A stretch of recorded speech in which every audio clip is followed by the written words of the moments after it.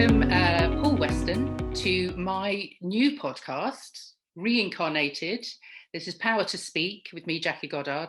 And Paul, you are a stunt coordinator and second unit director, but you also, and more importantly, you happen to be my dad. Yes. Yay! Thank you for inviting me. Yeah, no, you're welcome. It's big, you know, I've had a few guests, obviously, in its old incarnation as Attica's Arts, but you've been on the list for a long time. And, you know, I thought going into this new venture, who better to kick it off than a father-daughter conversation. That'd be wonderful. Good luck with your new adventure. Thank you. Thank you. So let's start at the beginning. Right. My beginning, obviously. This is all about me. No, we'll start with your beginning. Tell us how. I know the story. I know how you got to be an international stuntman, you know, and working on these amazing films.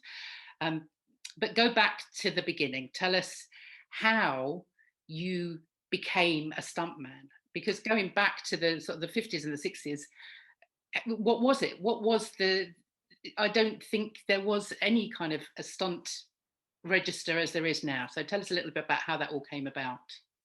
No, in those days there wasn't any register as such.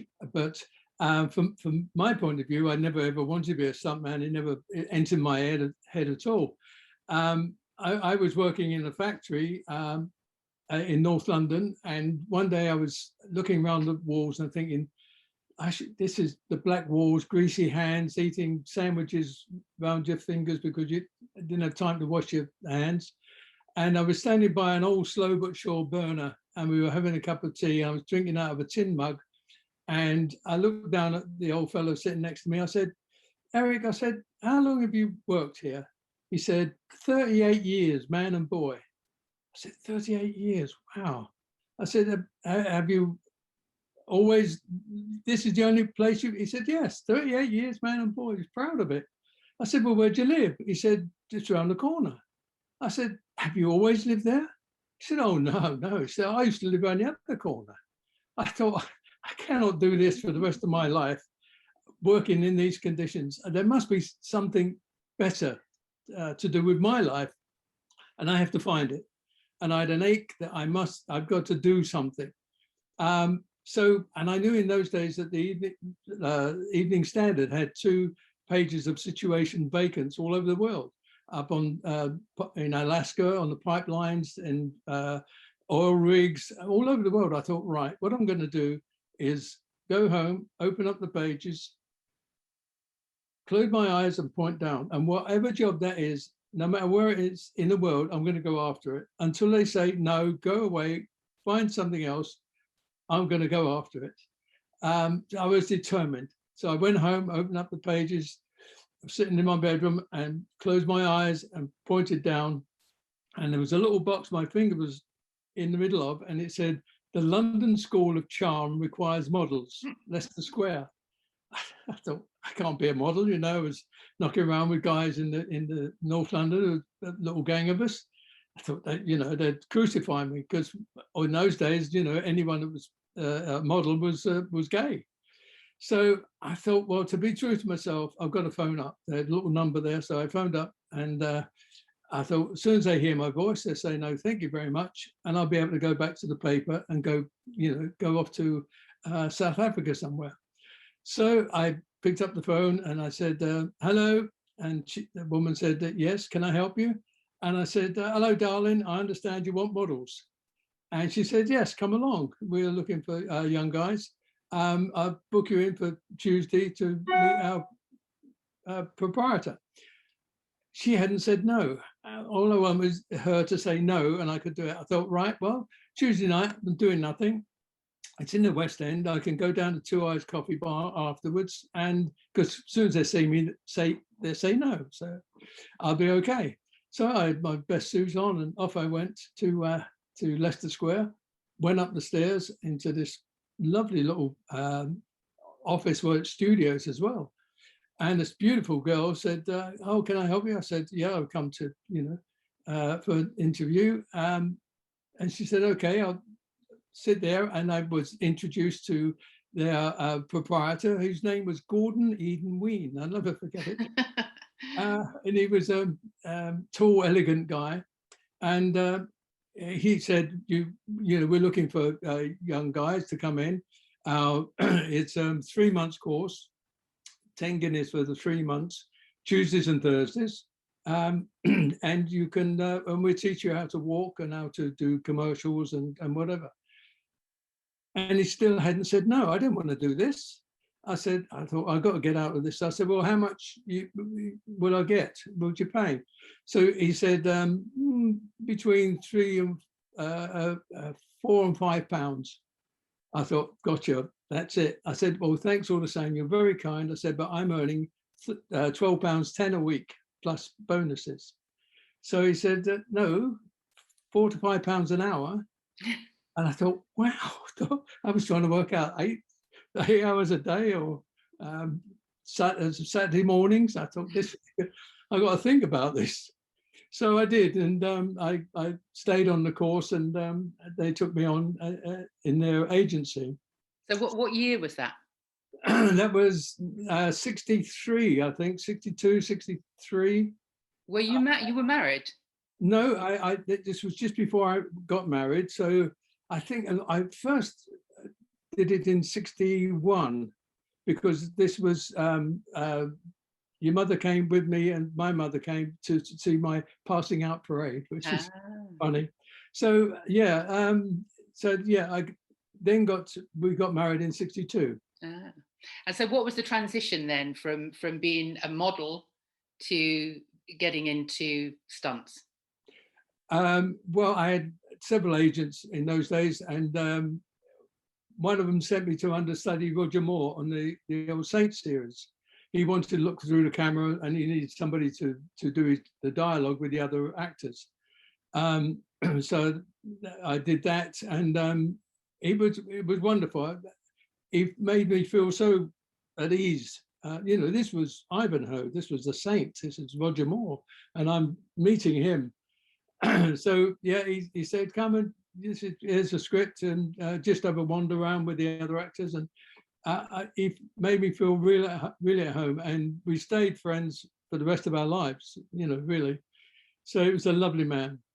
So and on that, I was one of the episodes, they said, why don't you stay around and do extra work, which I did.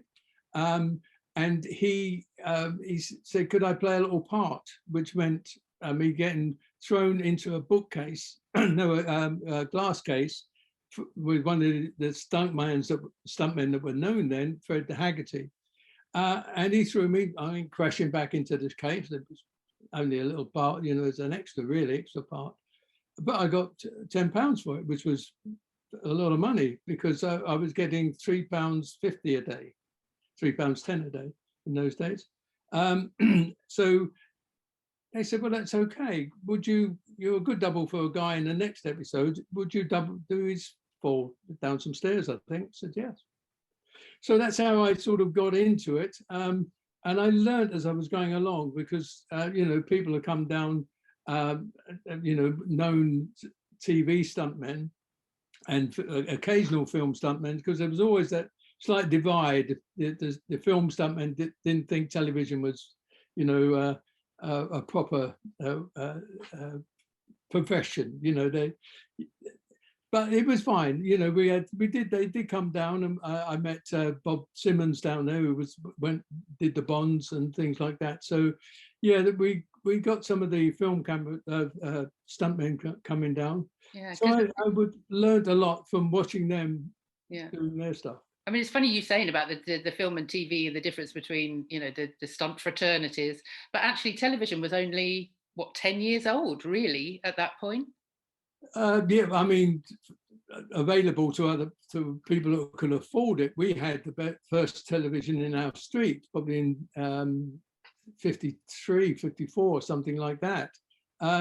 So yeah, it was young. I mean, I started working on BBC on Z cars when it was live. So you'd be on there, and BD to Z Victor 1, BD to Z Victor 1. But if you made a mistake, you know, 15 million viewers because there was no editing, it was all live. So yeah, Dixon on Dock Green, and I was doing stuff on ITV as well, like Compact, Mrs. Thursday, Emergency Ward 10, old TV series that were very famous at the time. You know, they were getting a lot of ratings. Yeah. I do remember you telling me a story about doing the Avengers, and I think it was with Honor Blackman, when you literally were doing a fight, going from one scene to the next, sort of through the wall, so that you didn't have to stop. Is that right? You were doing a fight in one room, and then that finished, and then the action went on in the next room, but she sort of had to walk through into a different set. Yeah, no, that wasn't me, not with Honor, but yes, we used to have to do that. You'd have to continue the fights. I've gone through wars, you know, just in continuing fights, but and no, mainly I worked with Linda Thorson, right? And there was a girl called Shepherd who took over from Honor before we had Diana Rigg. Diana Rigg. So I worked on a couple of episodes with her as a stand-in, but then they shut the production down, and she left, and they brought in Diana, and that's when we started.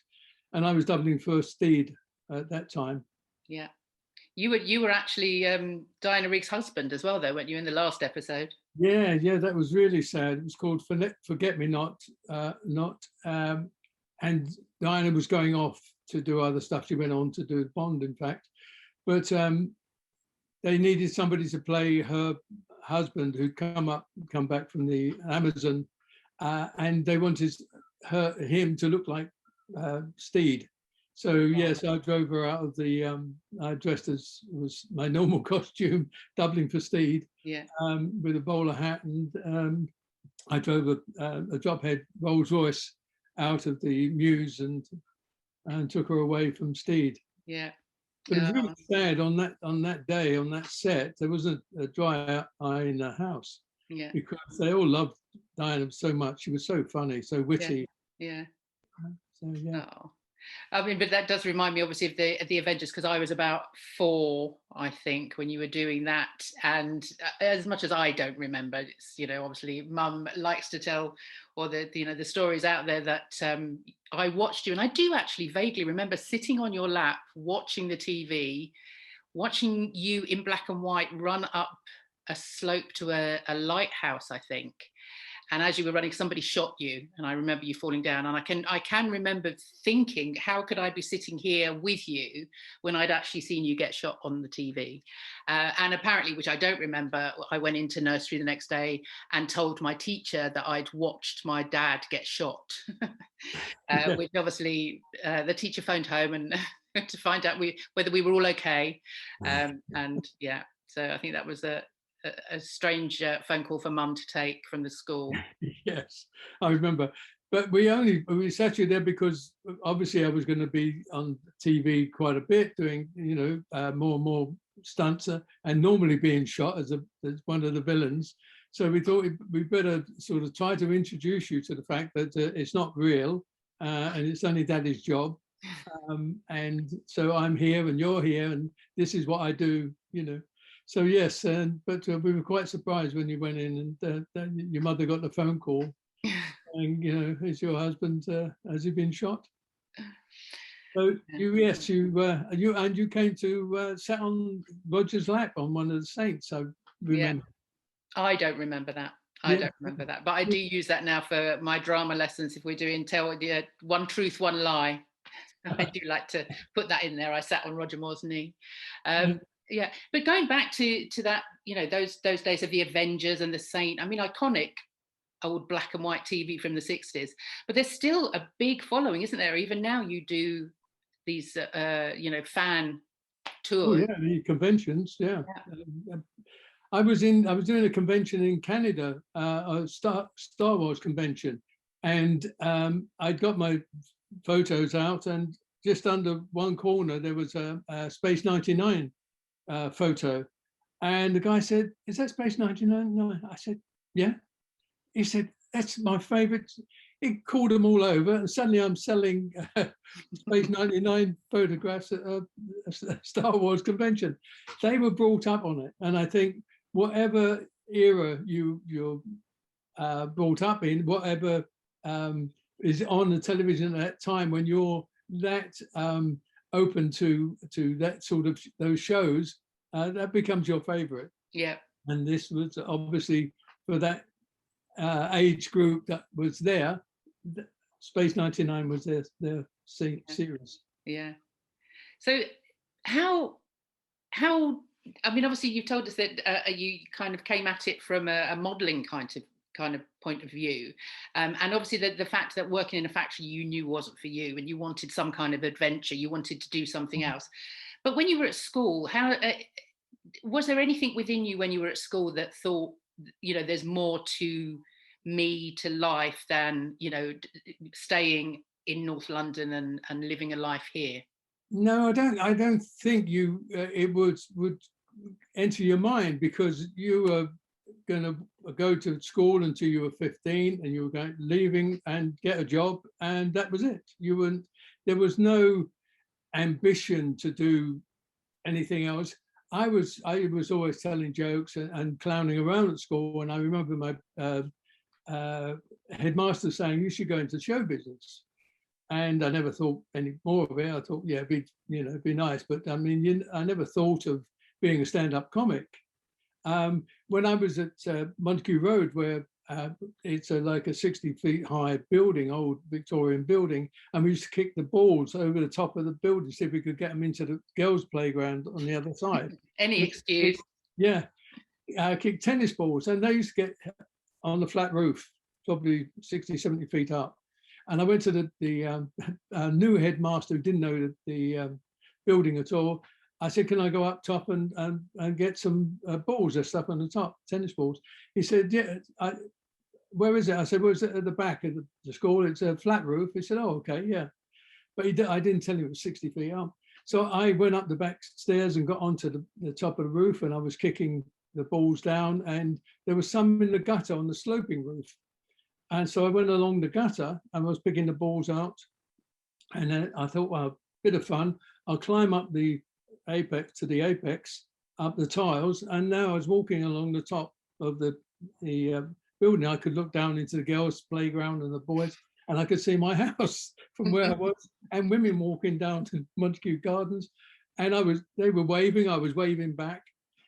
I came down, and about 10 minutes later, I was in the headmaster's office, women standing there shouting, "Who's letting a boy go up there and do that?" So yeah, but it didn't worry me. I loved it. I still love heights. I run along little parapets and quite enjoy it. Yeah. So yeah, I think that's it.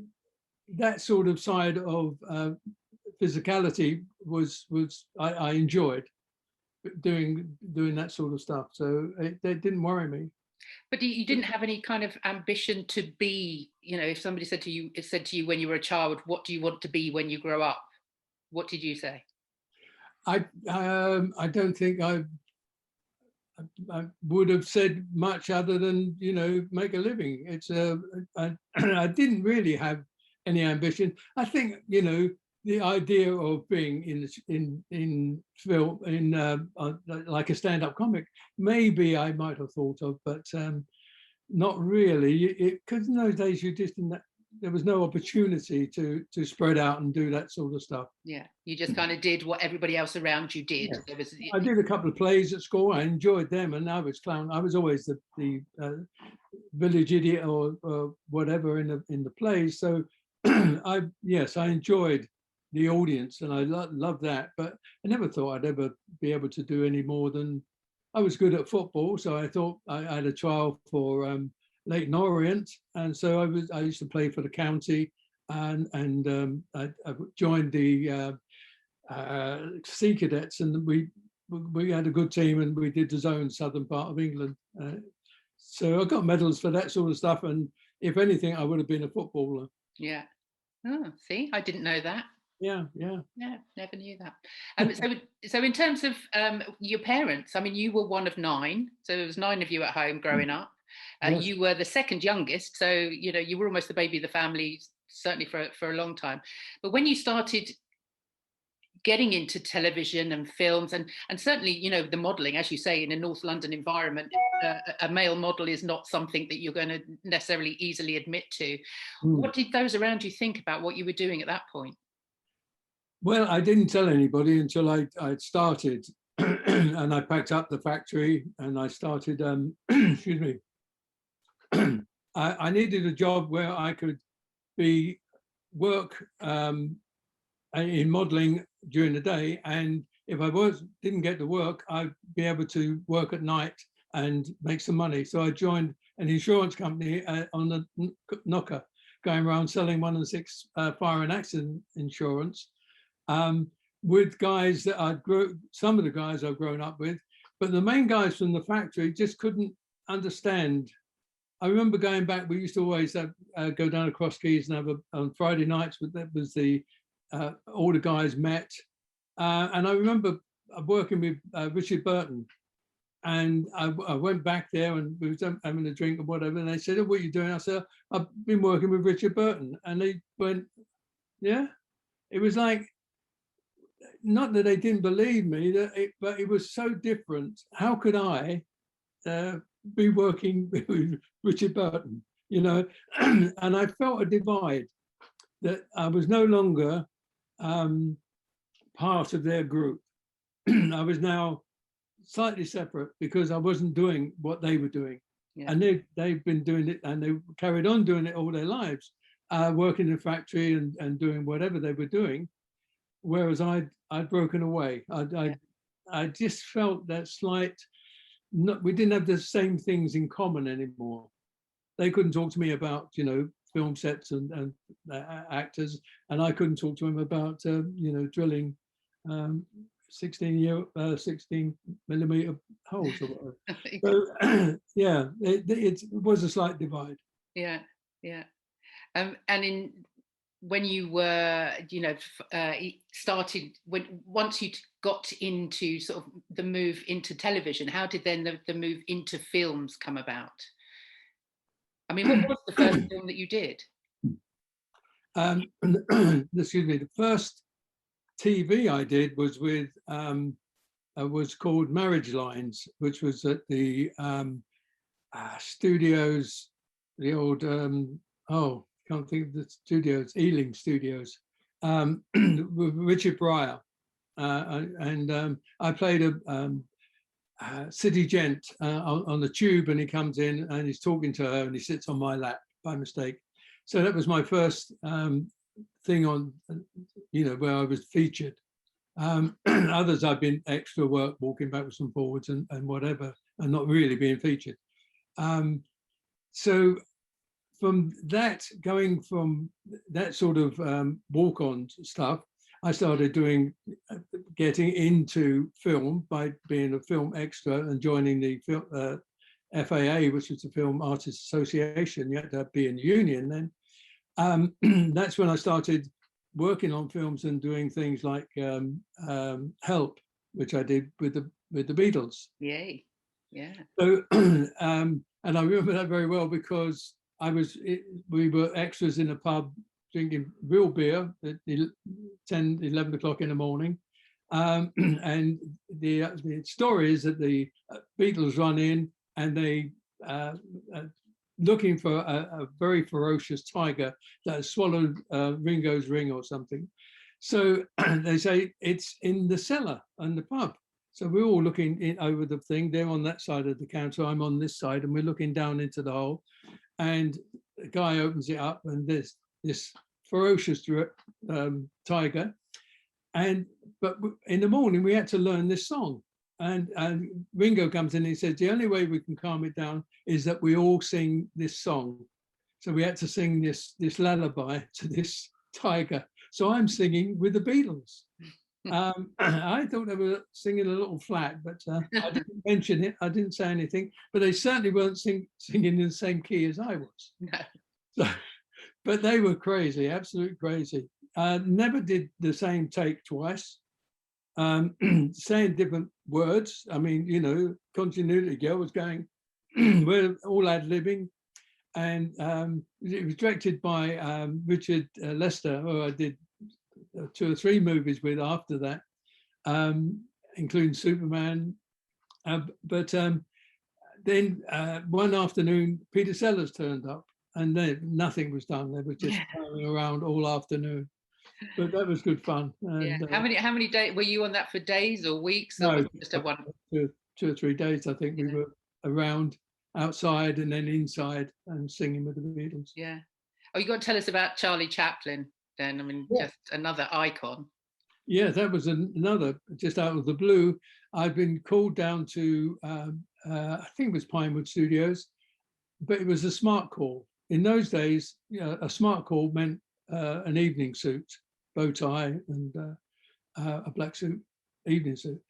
But I didn't have one, I couldn't afford one. But one of the other extras had a suit, and so we did a deal that if he didn't get a smart call and I did, I'd go over to his house and pick up the suit, and I'd pay him a percentage of the days that I've used his suit, and then we'd have it cleaned, and he used to go backwards and forwards. So I got this smart call, he didn't, so I got the suit.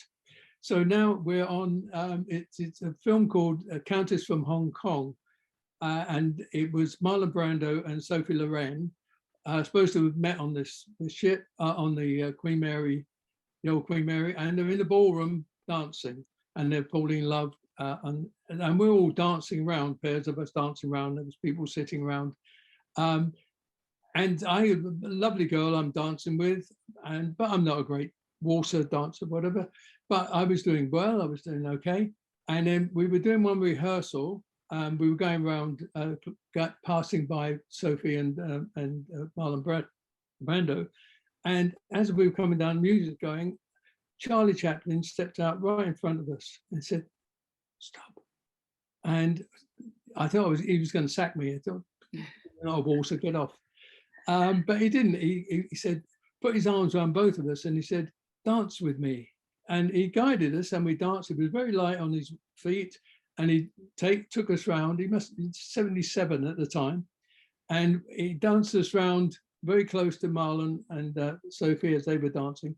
He said, "And when we get to here, I'll bring the camera in past you. Is that okay?" Yes, sir. Okay. But yeah, it was lovely. It was very pleasant, very nice, and very light. What would you say was your kind of breakthrough film? Because obviously, you know, you went on to coordinate and direct and all that. So what was the film that you think, oh, that's the one that that kind of kicked off that part of your career? Although I'd been doing other stuff and I'd been coordinating, I think possibly I got known for the jump on Moonraker, but the main, across from one cable car to the other, I doubled for Jaws. So I was known by the Bond production, Cubby and Barbara and Michael, for doing that. And so when it came to Octopussy, and they called me in to take over from Martin Grace, who had an accident climbing alongside the train, I think that really established that I was, you know, an international stunt coordinator, really. Yeah. So I was able to do the second unit with Arthur Worcester, who was the second unit director. So yeah, I think that established me as a known stuntman and coordinator. Yeah. Yeah, I mean, and that stunt you did on Octopussy, where you sort of run across the top of the train as it's moving and then jumping over pipes and under bridges, that was quite hairy, wasn't it? Because you did that for real. Oh yeah, yeah. That was probably the most dangerous, closest I've ever come to losing my head. It was, what he had to do was get out of a flap on the top of the train, a carriage. And because the flap was facing towards the engine and the bridge is coming towards me, I had to lift it up, look out the side of it, and judge whether I could get out onto the top sit on, then stand up, and then duck under the bridge. So the first time, I had a guy sitting on the side of the track saying, I said, when my carriage gets to this point, you say now, and I'll judge it from there. So he said now, and I lifted up the flap, looked, and I had plenty of time. I got up and then ducked down under the bridge. I thought I can do this closer. So I said to Arthur, I think we can do it better. So we took it back to number one. I said, you say the same again now. So we got up to speed, 35 miles an hour. I lifted up the flap, looked, got up. Yeah, I can. Yeah, it's fine. That was comfortable. I said, Arthur, I think we can do this closer. I had a camera right behind me. So he said, it was up to you. I said, okay, I think we can. Took it back to number one. He said now, and I said 1, 2, 3, 4. Got up, and I thought, oh, can I make it? Can I make it? And I just got up, and you can see it on the film. I felt the bridge going over the top of my head, and it's at 2 feet above the train. So I really had to get down fast, and the flap just knocked the flap down. Yeah. So yeah, that was the hairiest and probably unnecessary, but it was my ego saying I can do it, I can get a better shot, and that's what you want to do is to be able to give them the best shot that's possible, that is safe. Yeah. And then we came out the other side of the the bridge, and there was a pipe 2'6" above the train. And I said to Arthur, because I used to just duck under it because we weren't filming it, and I said to Arthur and the boys, I said, if they see that back in the studio in the rushes, they're going to say, Paul, about that bridge. And sure enough, 2 days later, got a phone call, Paul, about that bridge. Can you dive over it? I said, yeah, I'll try it. What, the bridge or the pipe? The pipe. The pipe. Oh, sorry, yeah, about that the pipe.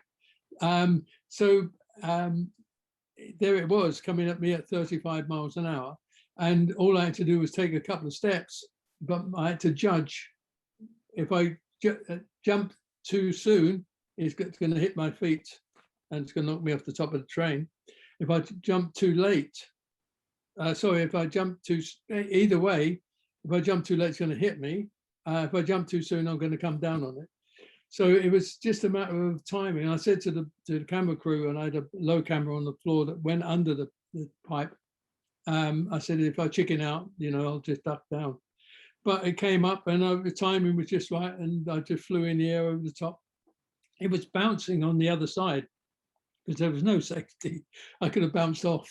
But, yeah. But yeah, you did everything for real in those days. Yeah, I mean, would you be able to would they allow you to do that now? Or is there sort of more safety involved now? You'd have outriggers on the side. You'd have a bit of safety there, so that if you did bounce off, you'd bounce into a rig. They wouldn't allow you to do the stuff that we used to do. Yeah, like climbing alongside the train. There was no wires or anything. It was just because you did that in Lady Vanishes, didn't you? You came out of the side of a train and went along. Was that for real? That was. Yes, yeah. We were doing 30 miles an hour over a 300-foot viaduct, going into a tunnel that was half a mile long tunnel with a steam train. So I came up with this fantastic shot. Let's talk about creating. You want to create the best shot possible. So I came up, I was doing second unit, so I said, look, if we put a camera on the side of the train, so that when Elliot Gould, I was doubling for Elliot Gould, he puts his hands on the carriage window, pulls it down a little, and he looks out, so we see it's his face, but it's my hands on the window. So I pulled the window down, and just before we were about to do the shot, he said, scratch my nose. I said, I can't, because I'm underneath him like this. I can't even see his face. If I'd have poked him in the eye, I've gone up his nose. So I pulled down the window, and he looks out, and then he turns, and I put my shoulder out, and then my leg came out, and I climbed along the train, and what I wanted to do was, just as I'm going into the tunnel, get to the next window, and I've made it so it only drops down 4 inches. So that as I get there, I just drop, and it looks like I'm falling off, going into the blackness of the tunnel. So we we do it and it's fine. As I'm going along, there's sparks going in my hair because it's a steam train, and I've got my hair curly like. You had hair then. Yeah, it was perm, so it was all curly, and I had sparks going in there. It was burning my head, so I'm going along trying to put my head out, my hair out. So I get along to the other carriage and I drop down and go into the tunnel, and I'm hanging in there, and it's the smoke and it's coughing me and there's sparks everywhere. So I thought I'll go back to the window that I've just come out because I can get back in that one. So I feel my handholds again in the black, get back to the window, and it's closed.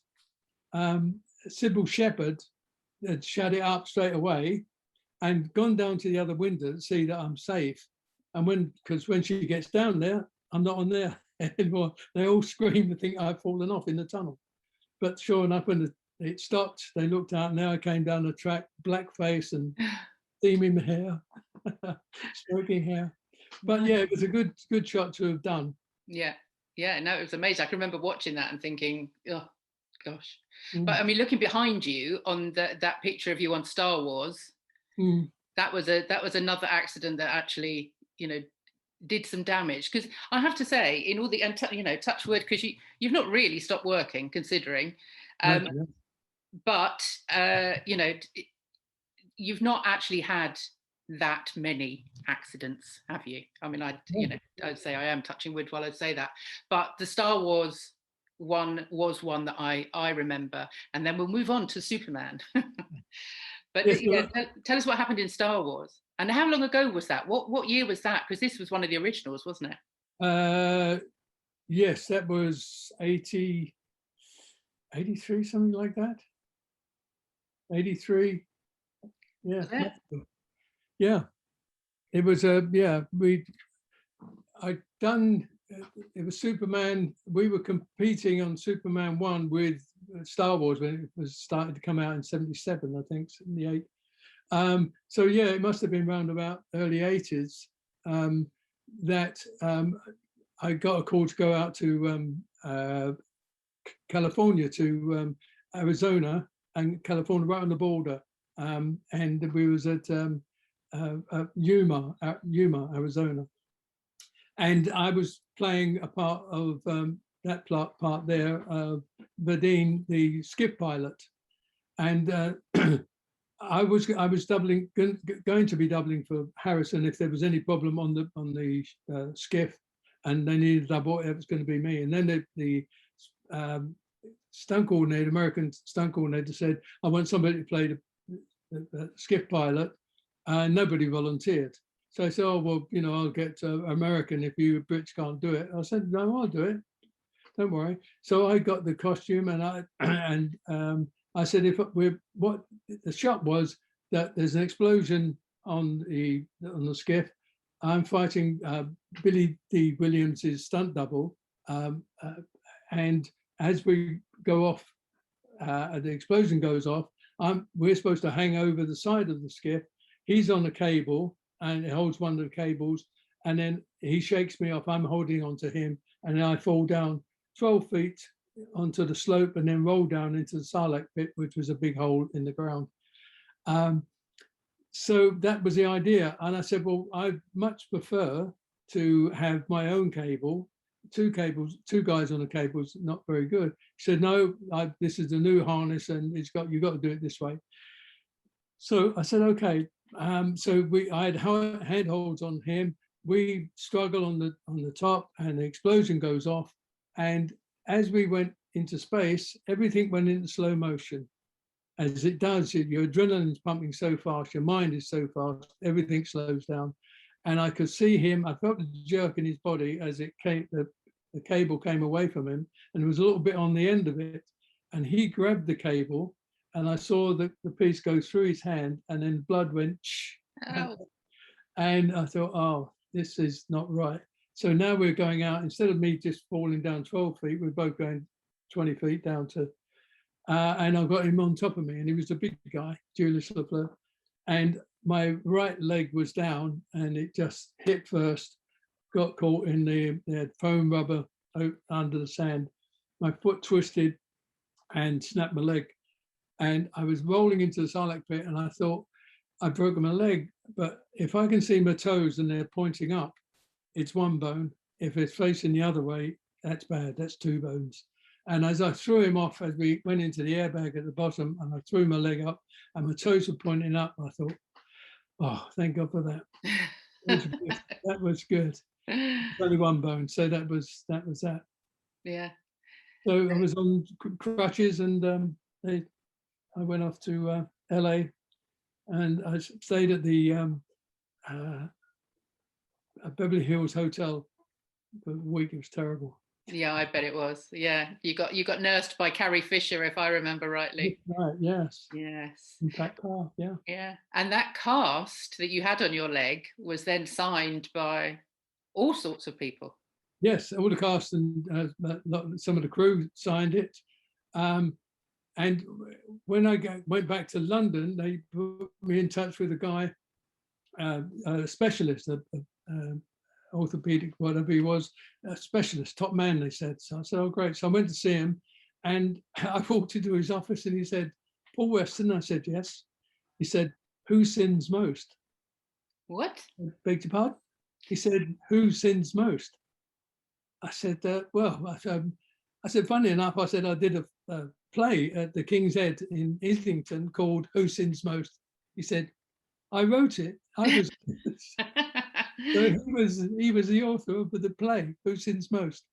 So he looked after me, and because the cast was all signed, he said, I've got to take the cast off and reset your leg because it's not quite right. So I said, well, be careful with the cast. And he cut down both sides very carefully and managed to get it off. And I put it back together again. And that is now in the Obi-Wan Kenobi Ranch Museum in San Francisco in a glass case. Yeah. Amazing. There can't be many casts in the world that are actually on display somewhere. Brilliant. Yeah. But moving on to the Superman films, because obviously that was by then I remember you were working away a lot. There were big films coming up. There was lots going on. We'd already been in 1976 off to Holland with you when we were lucky enough to come and stay, which didn't happen very often. But then on a bridge too far. And then with the Superman films, again, late sort of 70s, you took those on as the stunt coordinator, and there was a hell of a lot of I remember those street scenes in those Superman films, and the sort of one, what do you call them? They're not tricks. What do you gags or whatever? Gags, yes. Yeah. Yes, everyone doing something. Yeah. Well, Superman was wonderful because I was Superman 1. I was on the flying unit, so I would do all the lineups for Chris. Excuse me, with wires. We tried everything to try to get rid of wires, and it was difficult sometimes because there was no roller scope. There was no technology to CGI or anything to get them out. They used to have to blow up the frame and paint out each frame if there was a wire that was too obvious. A lot of time we got away with it if we lined them up against buildings, or we try to light them out, different colored wires against different colored things. And I don't know whether I should tell you this, but on one of them, we were trying to get the wires to disappear. And Les Bowie came in one morning, and the special effects guy, and he said, "I've cracked it. We've done it. I've tried everything. I had my wardrobe blacked out, and I had a little model of Superman hanging on wires, and I had a 50-50 mirror and a projector trying to film night scenes. I'll get away with night scenes using." So everybody was trying to get rid of wires.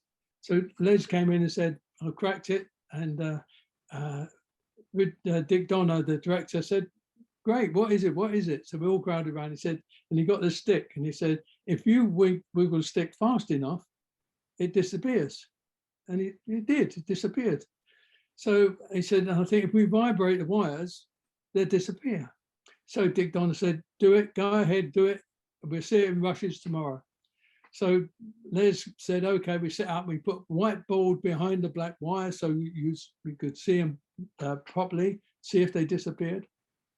I got my harness on, which is two straps go under you, across a little level harness, two bullets sticking out the side with wiring. And we were down to 18 gauge piano wire, literally just one cord. So they took me up to flying level. The camera was there and I was going to be flying, and they put two ladders up the side of the wires, and they put two vibrators attached to each wire and switched them on, dashed down, and off they went. And next morning in the rushes, you saw the ladders go and they took them out, and you see me on my face, and there was no sound, it was just me going. I said, I don't care, it doesn't work, I want one. But the vibration obviously was, but the wires, what happened to the wires, it was like a sound wave where it goes like that and it goes thin again. But where it went thin, it went an inch thick. So it was an inch thick at the top, it disappeared in the bit there, another little bit, thick bit, and then it disappeared at the bottom. So no, it didn't work. You no. just if you were just filming just a small part of it, but you'd have to have 25-foot wires to be able to make them disappear. They never did. So no, it didn't work. But yeah, I'm not even going to ask whose job it was to go out and buy the vibrators. Yes. Or who loaned the vibrator. I'm not even going to go there. Not even going to go there. But again, you did have an accident whilst flying, and that I remember very well. Yes, it was January 7th, my birthday, and I got a call. They asked me on the Friday to come in Saturday morning to do the burglar sequence. And I said, no, I'm Saturday morning, it's my birthday. I'm going out with the girls and my wife and the family. So I'd rather not come in. And they said, well, you'll be finished by lunchtime, just after lunch. So I said, all right. So we start early in the morning, and I'm rehearsing the burglar sequence where he's climbing up the side of the building with suckers. He gets quite a way up and Superman lands, feet go on alongside his head. So the art department laid the side of the building on the studio floor. So I'm on the studio floor with the suckers rehearsing that. Then Superman, we assume Superman lands there. Now he's got to fall back and tumble. So I was tumbling backwards all the way down with the front projection on the big screen behind me was New York streets. So it looked like I was falling back down to the streets, and then Superman had to take over the top of me and catch me at the bottom. So I was rehearsing both sections. So we did the burglar bit, and we'd finished by 10 o'clock. So I got into my Superman gear, the lighting and whatever, to do the fly straight down towards the screen. Supposedly the burglar is underneath me, but all it is rehearsing Superman flying towards the screen. That was at 10:10. A wire got caught on our stage, got caught on a 30-foot tower, and the tower fell over. Everyone jumped out of the way, no one was hurt, thank God. 10, up on 007 stage, a 27-year-old special effects guy is pulling up the Air Force One wing, 3 tons of it, lifting it up into position, but on a rope that had just come back from Death on the Nile. And it dried out in Egypt, and it snapped and it fell on him and killed him. So ambulance came and took him away. At 10:30, I'm doing the flying. All I'm doing is flying down towards the screen and stopping. And I'm stopping probably 15 feet away from the end of the screen. And you have a stop that stops the skate. Your wires are on like a coat hanger, and then that goes up to one cable on a pulley and on the skate, and that pulled, that goes along the whole length of the studio, and you're pulled along behind it. The most dangerous, like flying in a plane, is the most dangerous part is taking off and landing, because on wires, the wire goes ahead of you, and then you put all your weight on those wires, and then it takes you up. And then when you're flying along, you're fairly even. And then when you get to the other end and the skate stops, you swing on, and that's when all your weight goes on it again. But I was stopping 15 feet away from the screen. I had a row of boxes on the floor just in case. I'm probably 15 feet up in the air. I've got a row of boxes on the floor, empty cardboard boxes, and some mattresses on top. So in case the wires do break, I can fall under the boxes. So I've got them right up to the screen. And just before we doing another rehearsal, Johnny May, the chief Sparks, said, "Paul, can I shift these 2 boxes out to get a lamp round?" I said, "Yeah, not a problem. I'm not stopping anywhere near them." He took the boxes out, turnover, action, off I went, flying down. For some reason, I still don't know, the guys who were propelling the skate along, which is on a big drum, and they turn a big handle and the wire goes round and it pulls the skate along. For some reason, they pulled me faster than they'd ever done before. The skate hit the stop, and I swung on like a pendulum, and either I hit the screen and the wires broke, or the wires broke and I hit the screen, I don't know. But I went straight down head first on my head, like that. I got my hands down because I still can't get my wrist all the way back. So they bent all the way back, and I went onto my head and broke my cheekbone and hit my hip. But my face was out here. And I was unconscious. And then I remember the waking up there for a second and seeing a nurse's face, probably from the studio nurse. And then I was out again, and I woke up at Weston Park Hospital, and the same ambulance that took the guy came back for me. So yeah, that was an accident. But I was my face was out here. I remember coming home. I was worried about coming home to you and Lisa and your mum, because my face was so swollen. It was like a balloon. Yeah. And then I stayed at home for a couple of weeks. And Chris turned up on the doorstep. Chris Reeves. Your mother tells the story of there was a ring at the bell, and she went down the hall, and we had glass in the front of the door. She said there was this big shape, and it was she opened the door. It was Christopher Reeve. It was Superman. I'm so gutted. I was at school. I didn't. Yeah. I didn't get to meet him. So how was that? Were you surprised? He obviously. I was absolutely, I was shocked, and it was lovely. And he came and sat for half an hour or so, and it was lovely. It was nice. So when he had his accident, I sent him a telegram saying, I'm sorry I can't be at your side as you were at my side when I had my accident. Yeah. Yes, Shane, you're such a lovely man. Yeah. Yeah.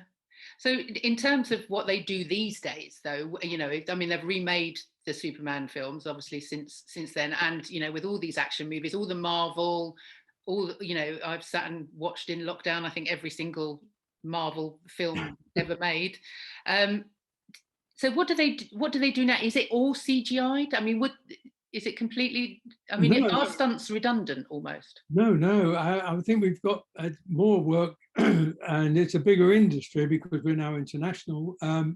But the technology of being able to get rid of wires, you can put, like when you see Daniel Craig jumping from one building to another, he's on a cable as thick as that. Yeah. And he might have, if they've got to do, excuse me, if they've got to do something where they're flipping or turning, they may have 4 wires on them. So but a stuntman would have to do it all first. We've not lost, that job. We have to test everything before they get onto them.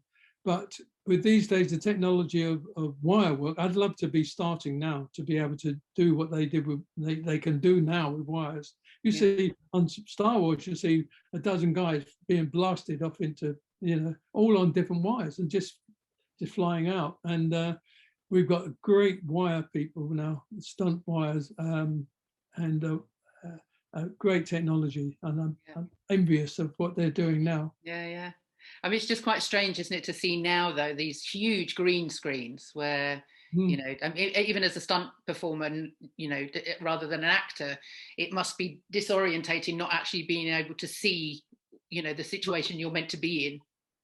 Yeah, yeah. It's they can change any backing, any background. Just put a use the bottom half of a building and then make it a cathedral. You know, it's just amazing what the technology today. But it is, you know, when you see like horses galloping, you know, they're probably on a treadmill running, and they've got a different background going on.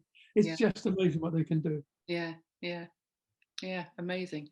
Well, you have obviously you've had an amazing career, and you are still working. I think up until just before lockdown, you were on the Batman, just be on with. Batman. Yeah. Yeah.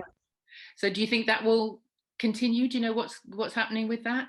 For me, I doubt it. I mean, I won't get a great deal for me, but certainly the industry is already picking up, and they're working well. Hopefully, I'll get a call every now and again to guest. To guest, a But guest. I don't want to take on any big movies.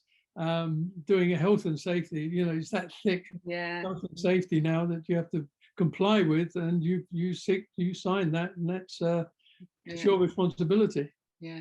I Well, have as to it say, always was, really. yeah, It was down to it's either was the first assistant or the stunt coordinator.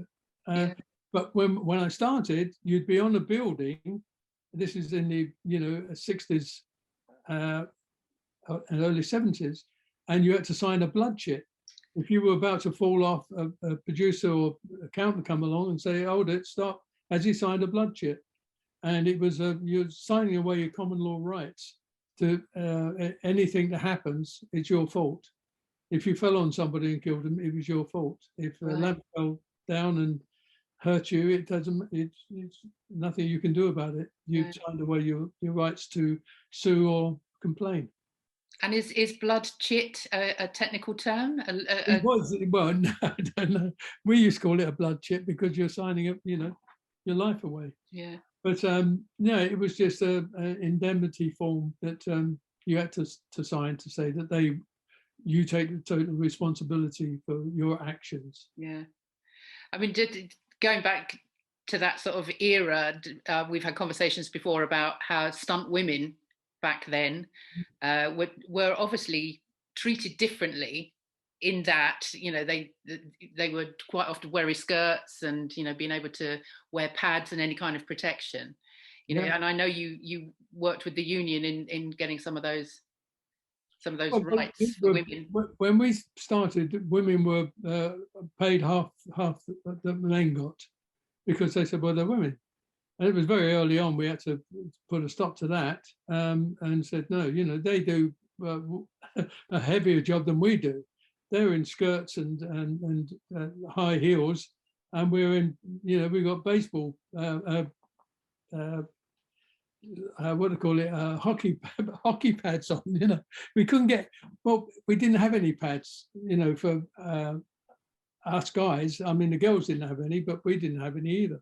So my first back pad was a piece of foam back carpet I cut out to the shape of my back and put two holes in it, a bit of string, tied it around my waist.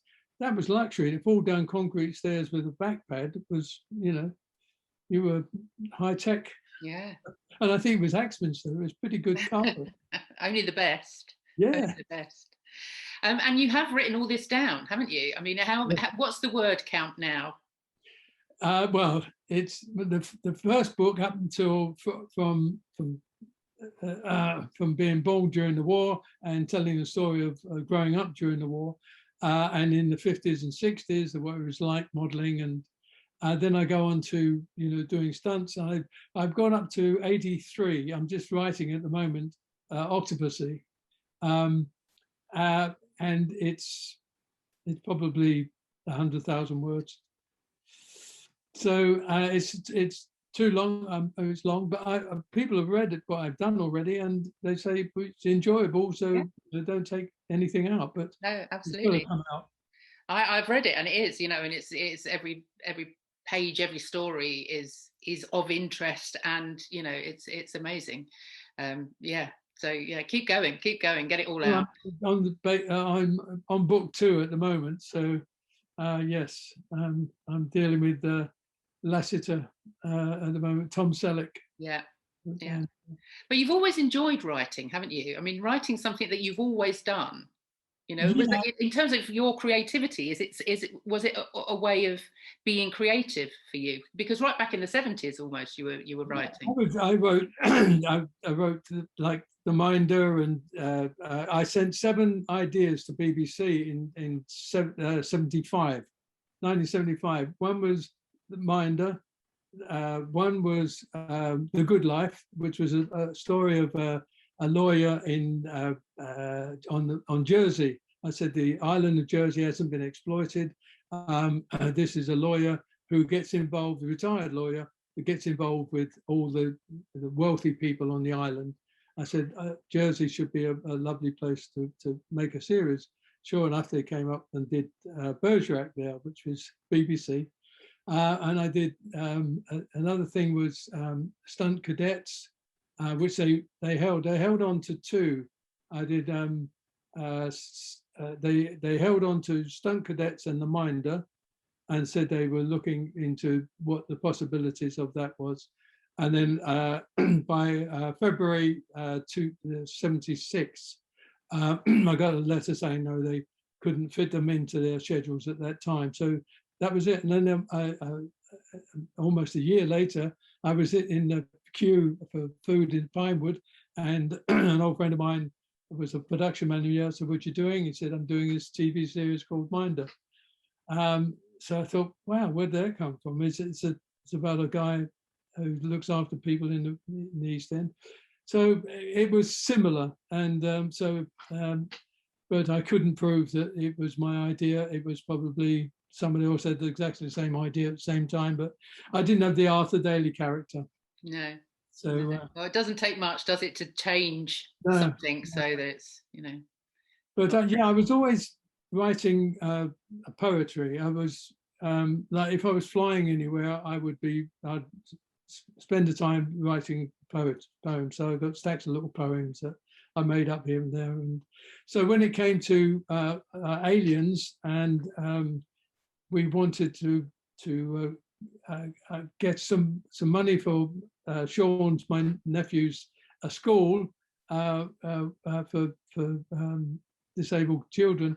I came up with the idea that we would write a song called Merry Christmas, which I wrote, Merry Christmas Mother, sung by the stunt choir, and we would get it printed and sell to raise money for the swimming pool, which I did. And I worked with Mick Flynn of the New Seekers, and we produced it with the stunt choir, which was quite good. And we got about £600-800 towards the swimming pool in those days, which was pretty good. I mean, we're going to have to come back and do this, because there are so many stories about the whole kind of songwriting thing is a whole other podcast. But it is quite funny now when you think about it, because obviously I'm now doing a writing degree. I'm now writing, and I have found a love for writing, which I didn't realize I had. My daughter, your granddaughter Isabella, is writing songs and is going off to do a creative writing degree. So, without even kind of say again, it's in our blood. It's in our blood. Yeah, I think it is. Yeah, passed down. Yeah. So no, I look forward to eventually one day, when the second book, third book, fourth book is written, however many that would take. But as I say, we'll have to continue this conversation, because there are so many films. I'd forgotten about Alien. I mean, and the part in the book that I liked was this Bear Island, when you were up, in the almost on the North Pole, just and that whole adventure, and doubling for Vanessa Redgrave, and and I had a beard at the time. Yes. Yes, but thank you for today. So we'll have to stop there, unfortunately, because there's not enough room on my computer to record any more, unfortunately. But thank you so much. Love you very much, and Love you too. great job.